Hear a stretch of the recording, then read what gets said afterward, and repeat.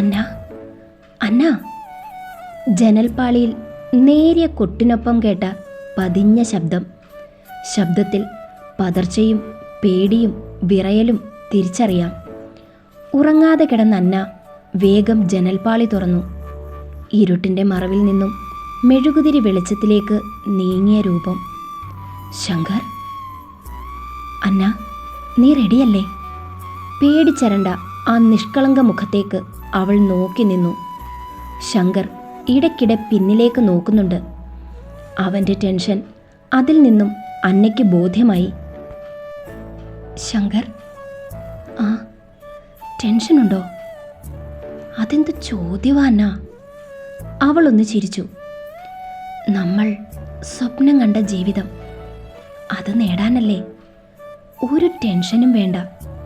ഞാനുണ്ട് നിനക്ക്, എന്നും എപ്പോഴും. ഞാനിപ്പോൾ വരാം.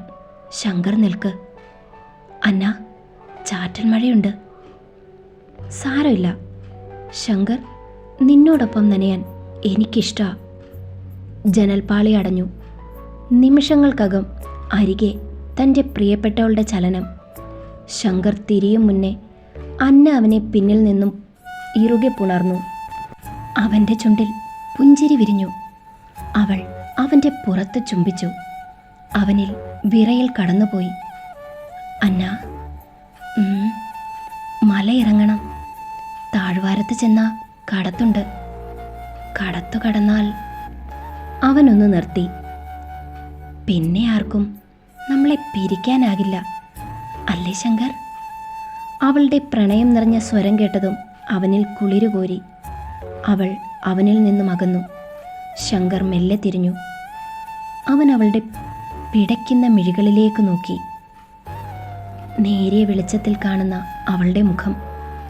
അവൻ ആ വട്ടമുഖം കൈകളിൽ കോരി. അന്ന, പേടിയുണ്ടോ എൻ്റെ ഒപ്പം വരാൻ? അവൾ വിടർന്ന ചുണ്ട് അല്പം അകത്തി. എൻ്റെ പ്രണയത്തോടൊപ്പം വരാൻ ഞാൻ എന്തിനാ പേടിക്കുന്നത്? ഞാൻ അവൻ എന്തോ പറയാൻ മുതിർന്നു. അവൾ പെട്ടെന്ന് അവൻ്റെ വായ പൊത്തി.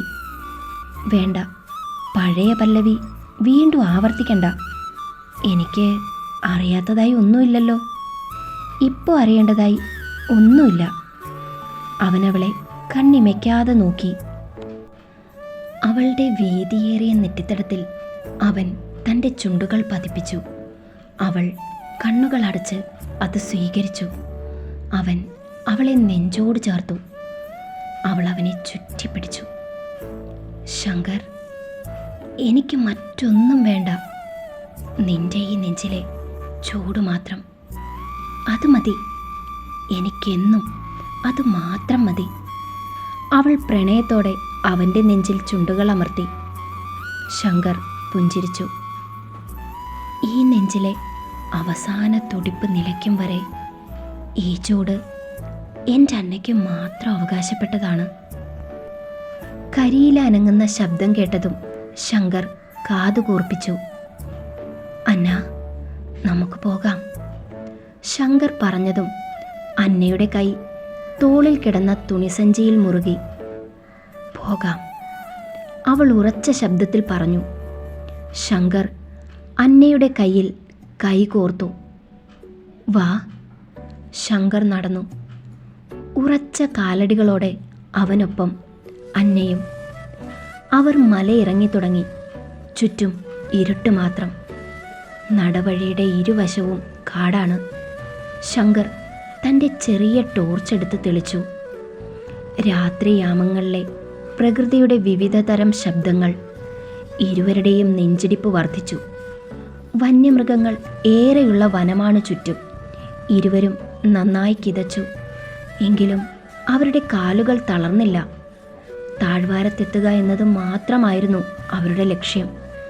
ചാറ്റൽ മഴയിലും വിയർപ്പിലും അവർ കുതിർന്നു. എന്നിട്ടും അതൊന്നും അവരെ ബാധിച്ചില്ല. അവരുടെ മുന്നിൽ തങ്ങൾ ഒരുമിച്ച് സ്വപ്നം കണ്ട സുന്ദരമായ ജീവിതം മാത്രമായിരുന്നു. അവയെ എത്തിപ്പിടിക്കാൻ വെമ്പുന്ന മനസ്സായിരുന്നു ഇരുവർക്കും.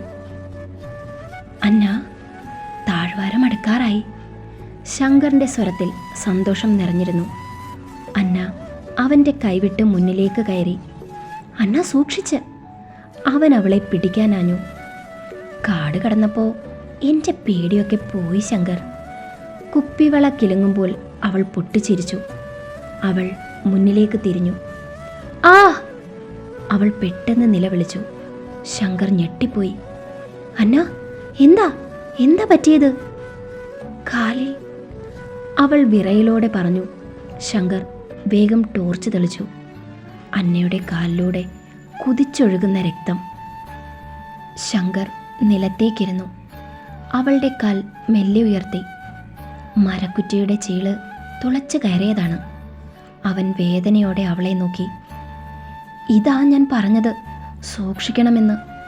ശങ്കറിൻ്റെ മുഖം കണ്ടതും അവൾക്ക് വിഷമം തോന്നി. അയ്യേ, ഈ ചെറിയ മുറിവ് പറ്റിയതിനാണോ ഇങ്ങനെ വിഷമിക്കുന്നത്? എനിക്കൊന്നുമില്ല എൻ്റെ ശങ്കർ.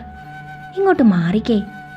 അവൻ്റെ തോളിൽ പിടിച്ച് ബാലൻസ് ചെയ്തുകൊണ്ട് അവൾ കാലിൽ നിന്നും ചീള് വലിച്ചൂരി. അവൾക്ക് വല്ലാത്ത വേദന തോന്നി. പക്ഷേ അതവൾ കടിച്ചു പിടിച്ചു. ദേ, രക്തം പോകുന്നുണ്ട്. ശങ്കർ വേദനയോടെ അവളെ നോക്കി. അവൻ ധരിച്ചിരുന്ന മുണ്ടിൻ്റെ ഒരറ്റം കടിച്ചു കീറിക്കൊണ്ട് അവൻ അവളുടെ കാലിൽ മുറുകെ കെട്ടി. അവളുടെ കണ്ണുകൾ നിറഞ്ഞു. അന്ന, ഇനിയും ദൂരം ഒരുപാടുണ്ട്. ഞാനെടുക്കാം. വേണ്ട ശങ്കർ, ഞാൻ പതിയെ നടക്കാം. ഈ വേദനിച്ച കാലുകൊണ്ടോ? അതും ഈ വഴിയെ? വേണ്ട, ഞാനെടുക്കാം. അവൻ അവളെ കൈകളിൽ കോരിയെടുത്തു. ശങ്കറിൻ്റെ കഴുത്തിലൂടെ കൈകൾ കോർത്ത് പിടിച്ച് അന്ന അവൻ്റെ മുഖത്തേക്ക് നോക്കി. അവൻ ഒന്ന് പുഞ്ചിരിച്ചു. അവൻ്റെ ചുണ്ടിന് വിടവിലൂടെ കാണുന്ന വെളുത്ത നിരയൊത്ത പല്ലുകൾ, അവൻ്റെ കട്ടിമീശ, തിളക്കമുള്ള പൂച്ചക്കണ്ണ്, നീണ്ട മൂക്ക്. അവൾ അവനെ തന്നെ നോക്കി. പെട്ടെന്നൊരു ശബ്ദം. ശങ്കർ ഒന്നുലഞ്ഞു. ശങ്കർ! ഞെട്ടലോടെ അന്ന വിളിച്ചു. ശങ്കർ അന്നയിലുള്ള പിടിവിടാതെ നിലത്തേക്ക് മുട്ടുകുത്തി. ശങ്കർ! അവൾ പേടിയോടെ നോക്കി. ശങ്കറിൻ്റെ കൈകൾ അയഞ്ഞു. ശങ്കർ പിന്നിലേക്ക് മറിഞ്ഞു. അന്ന നിലത്തേക്ക് വീണുപോയി. ശങ്കർ! ഒരു നിലവിളിയോടെ അവൾ ഉരുണ്ടുരുണ്ട് താഴേക്ക് പോയി. ശങ്കർ! നിലവിളിയോടെ അവൾ ചാടി എണീറ്റു. അവളെ ആകെ വിയർത്തിരുന്നു. കട്ടിലിൽ നിന്നും കൈയെത്തി ജഗ്ഗെടുത്ത് വായിലേക്ക് കമിഴ്ത്തി. അവളുടെ വിറയൽ കാരണം കഴുത്തിലൂടെ വെള്ളം ഒഴുകിയിറങ്ങി. കിതപ്പോടെ അവൾ ജഗ്ഗ് ടേബിളിലേക്ക് വച്ചു. ശ്വാസം ഒന്നെടുത്ത് വിട്ടു. അവൾ എണീറ്റ് ജനാലയുടെ അരികിലേക്ക് നടന്നു. പെട്ടെന്ന് ചുവരിലെ ക്ലോക്ക് ശബ്ദിച്ചു. അവൾ ഞെട്ടിപ്പോയി. ശ്വാസം ഒന്നെടുത്ത് വിട്ടുകൊണ്ട് അവൾ ജനാലയുടെ കർട്ടൻ നീക്കി ആകാശത്തേക്ക് നോക്കി. സൂര്യൻ ഉദിച്ചു വരുന്നേയുള്ളൂ. പൂർണ്ണചന്ദ്രൻ വഴിമാറി കൊടുത്തിട്ടില്ല ഇതുവരെ. അവൾ ഏറെ സമയം അങ്ങനെ നിന്നു. എന്തൊക്കെയോ ആലോചിച്ചു. ഒന്നും അറിയില്ല. മനസ്സ് ചരട് പൊട്ടിയ പട്ടം കണക്കെ പാറിപ്പറന്നു. വീണ്ടും ക്ലോക്ക് ശബ്ദിച്ചതും അവൾ ചിന്തകളിൽ നിന്നും ഉണർന്നു. 5 മണി. അവൾ മുഖം അമർത്തി തുടച്ചു. ജനാല വലിച്ചടച്ചു. കർട്ടൻ ജനാലയെ മറച്ചു. ബെഡ്ഷീറ്റ് മാറി വിരിച്ചു. പിന്നെ ഡോർ തുറന്ന് സ്റ്റെയർ ഇറങ്ങി. ബാത്റൂമിൽ കയറി ഫ്രഷായി നേരെ കിച്ചണിൽ കയറി. ഓരോന്നും ചെയ്യുന്നതിനൊപ്പം വീണ്ടും മനസ്സിലേക്ക് സ്വപ്നം കടന്നു വന്നു. അവൾ മുഖമൊന്ന് കഴുകി. ഇന്ന് കോളേജിൽ ഫസ്റ്റ് ഡേ ആണ്. ന്യൂ സ്റ്റുഡൻസ് വരുമ്പോൾ എന്തായാലും സെക്കൻഡ് ഇയേഴ്സിൻ്റെ വെൽക്കം ബാൻഡ് ഉണ്ടാകും. സീനിയേഴ്സ് പ്രശ്നം ഉണ്ടാക്കാതെ നോക്കണം. രാവിലെ തന്നെ കോളേജിലെത്തണം.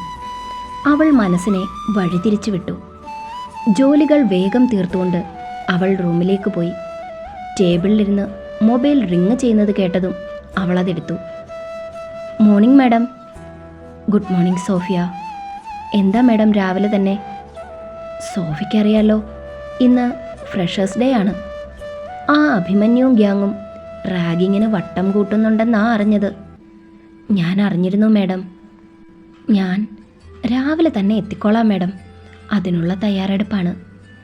ശരി സോഫിയ, എനിക്കിതൊക്കെ ഷെയർ ചെയ്യാൻ താനല്ലേ ഉള്ളൂ. ഈ പ്രിൻസിപ്പൽ പദവി വന്നതിൽ പിന്നെ എനിക്കൊന്ന് ശരിക്കും ഉറങ്ങാൻ പോലും പറ്റുന്നില്ല. എപ്പോഴാ എന്ത് തരം ബോംബാ തലയിൽ വീഴുന്നതെന്ന് അറിയില്ലല്ലോ. പ്രിൻസിപ്പൽ ഷേർലി മാഡത്തിൻ്റെ വാക്ക് കേട്ട് സോഫിയ ചിരി കടിച്ചമർത്തി. ശരി സോഫിയ, കോളേജിൽ വെച്ച് കാണാം. അവർ വച്ചതും സോഫി റെഡിയാകാൻ തുടങ്ങി. അലാം അടിച്ചതും പുതപ്പിനുള്ളിൽ നിന്നും വെളുത്തു മെലിഞ്ഞ കൈ പുറത്തേക്ക് വന്ന് അലാം ഓഫാക്കി അതേ സ്പീഡിൽ തിരികെ പുതപ്പിനുള്ളിലേക്ക് തന്നെ കടന്നു.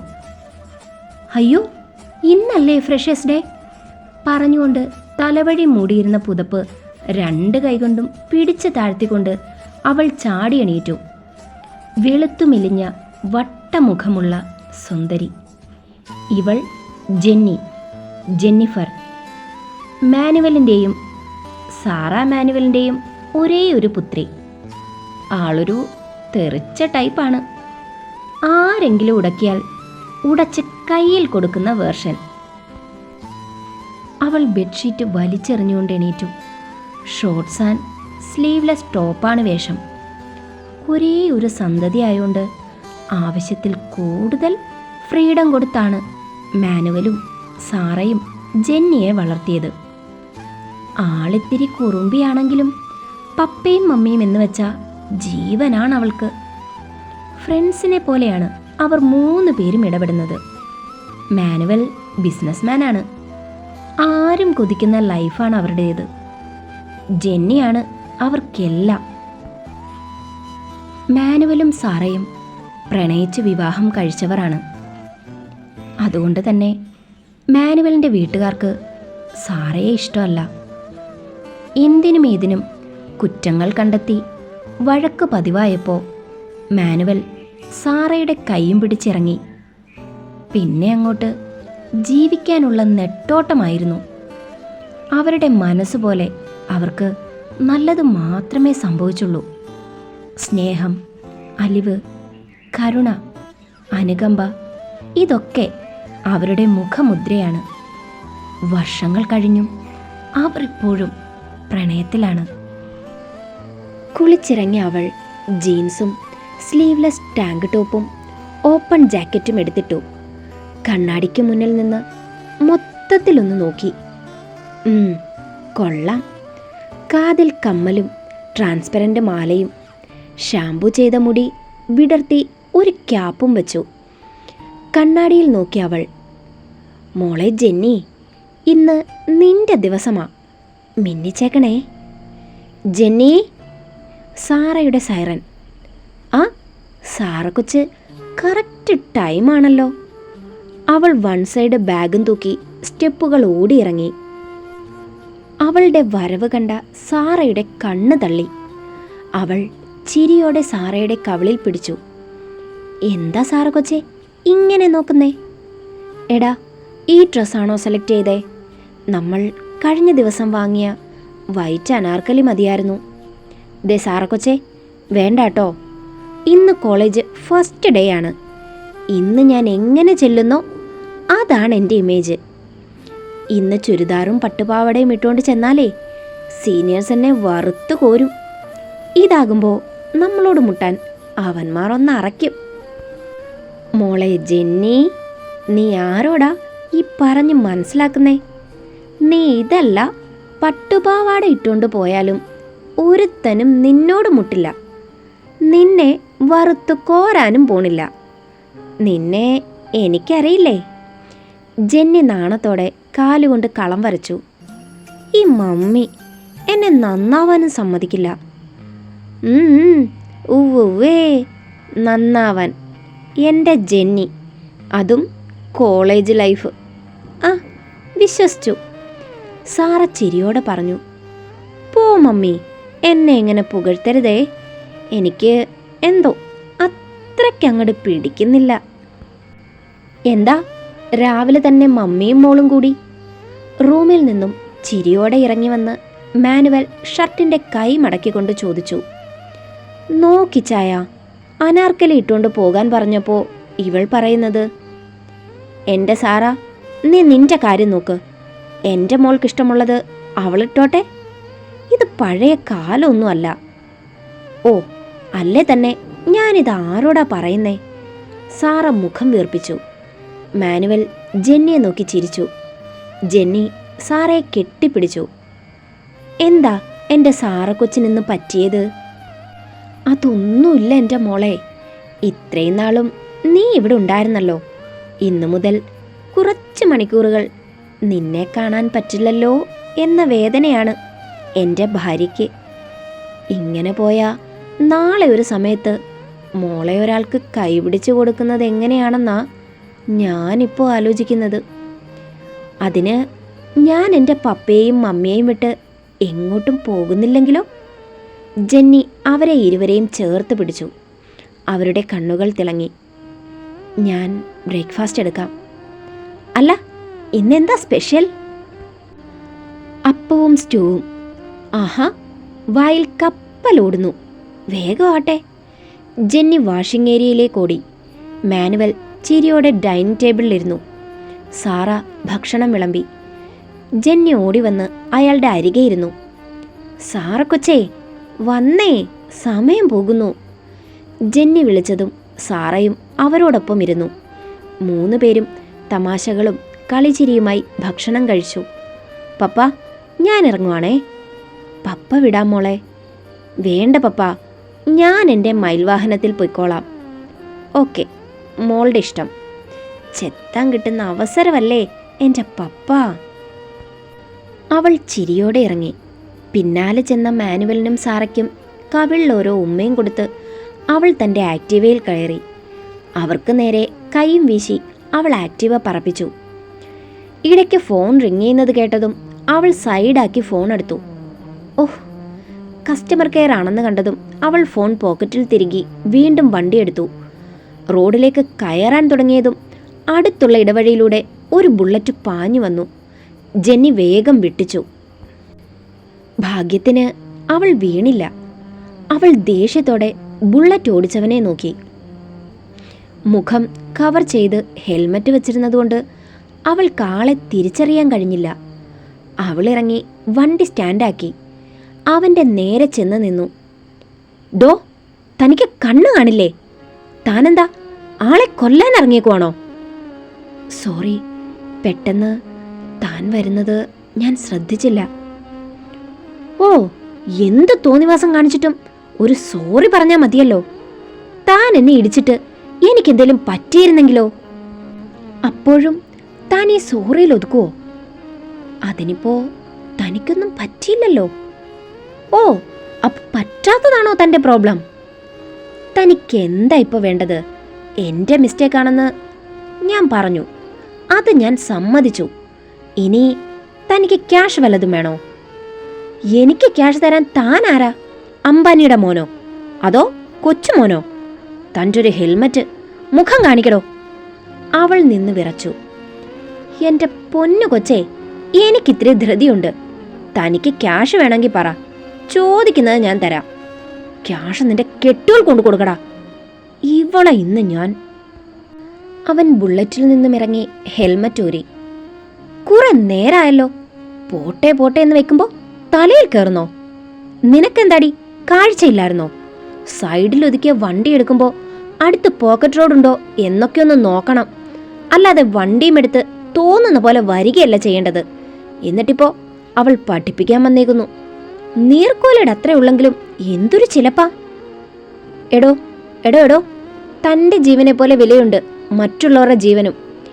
ഈ ബുള്ളറ്റിനെ എടുക്കുമ്പോൾ അതൊന്നോർത്താ മാത്രം മതി. ഈ തവിക്കണ എടുക്കുമ്പോൾ നീയും അതൊന്ന് ഓർക്കുന്നത് നല്ലതാ. തവിക്കണയോ? എടോ, തനിക്കെന്നെ ശരിക്കും അറിയില്ല. അറിയാം, നിന്നെ പോലെ കുറെ എണ്ണം ഇറങ്ങിയിട്ടുണ്ട്. രാവിലെ കുളിക്കാതെ നനയ്ക്കാതെ മുഖത്ത് പുട്ടിയും അടിച്ച് ചുണ്ടത്ത് കുറെ ചായവും പൂശി ഒരു തവിക്കണയും എടുത്ത് ഇറങ്ങിക്കോളും.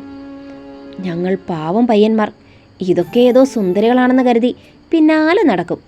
പക്ഷേ നിന്നെയൊക്കെ പിടിച്ച് വെള്ളത്തിൽ മുക്കണം. അപ്പ കാണാം ബസന്തിയായി മാറുന്നത്. വെറുതെ രാവിലെ മനുഷ്യന് പണിയുണ്ടാക്കാൻ ഓരോന്നിറങ്ങിക്കൊള്ളും. ബസന്തി നിന്റെ മറ്റവൾ. ഒറിജിനലും മേക്കപ്പും കണ്ടാൽ തിരിച്ചറിയാത്ത മാക്കാൻ. ഇവനെ ഇങ്ങനെ വിട്ടാൽ ശരിയാകില്ലല്ലോ. എന്താ ഇപ്പം ചെയ്യാ? അവൾ തൻ്റെ ബാഗിലേക്ക് കൈയിട്ടു. ഷടാ, ടൂൾസ് ഒന്നുമില്ലേ? ഫസ്റ്റ് ഡേ ആയോണ്ടാ വേണ്ടെന്ന് വെച്ചത്. അതിപ്പോൾ പണിയായി. ബോട്ടിൽ കയ്യിൽ തടഞ്ഞതും അവൾ, സാറ് കൊച്ചേ, താങ്ക് യു. അല്ലെങ്കിലും എൻ്റെ മമ്മി പൊളിയാ. അവൾ ബോട്ടിലിൽ പിടിമുറുക്കി അവൻ്റെ മുഖത്തേക്ക് നോക്കി. താൻ എന്താടോ എന്നെ വിളിച്ചത്? ബസന്തി എന്നോ? എന്നെ തനിക്ക് വെള്ളത്തിൽ മുക്കണം അല്ലേടോ? എന്നാ പിന്നെ താൻ ആദ്യം കുളിക്ക്, എന്നിട്ടെന്നെ കുളിപ്പിച്ചാൽ മതി. അവൻ കണ്ണുകൾ ചുരുക്കിയതും അവൾ അടപ്പ് തുറന്ന് അവൻ്റെ മേലെ കൊഴിച്ചതും ഒരുപോലെയായിരുന്നു. അവൻ കാര്യം മനസ്സിലാക്കാൻ അല്പസമയമെടുത്തു. അവൻ്റെ മുഖത്തും ശരീരത്തിലും വെള്ളം തെറിച്ചതും അവൾ പെട്ടെന്ന് വണ്ടിയിൽ കയറി. എടി, നിന്നെ ഞാൻ! അവൾ വണ്ടി സ്റ്റാർട്ട് ചെയ്തു. ചേട്ടൻ പോയി നന്നായി ഒന്ന് കുളിച്ചിട്ട് വാ. പോട്ടെ. അവൾ ചിരിയോടെ വണ്ടി പറപ്പിച്ചു. നിന്നെ എൻ്റെ കയ്യിൽ കിട്ടുമടി. അവൻ മുഖം തുടച്ചുകൊണ്ട് ദേഷ്യത്തിൽ കൈമുഷ്ടി ചുരുട്ടി. അലങ്കരിച്ച കോളേജ് കവാടം കടന്നതും ജെന്നിക്ക് വല്ലാത്തൊരു ഉന്മേഷം തോന്നി. വണ്ടി ഒതുക്കി വലതുകാൽ തറയിൽ കുത്തിയില്ല. അപ്പോതേ തന്നെ നോക്കി നിൽക്കുന്ന കുറച്ച് പയ്യന്മാരെ ജെന്നി കാണുന്നു. ഈശോയെ, റാഗിങ് ആണെന്നാ തോന്നുന്നത്. ആ, വരട്ടെ, നോക്കാം. ഒത്ത ഒരു ചവിട്ടുനാടകം അങ്ങ് നടത്താം. അല്ല പിന്നെ. അവൾ ചാവി വിരലിൽ കറക്കി മുന്നോട്ട് നടന്നു. അയ്യോടാ, മോളെങ്ങോട്ടാ?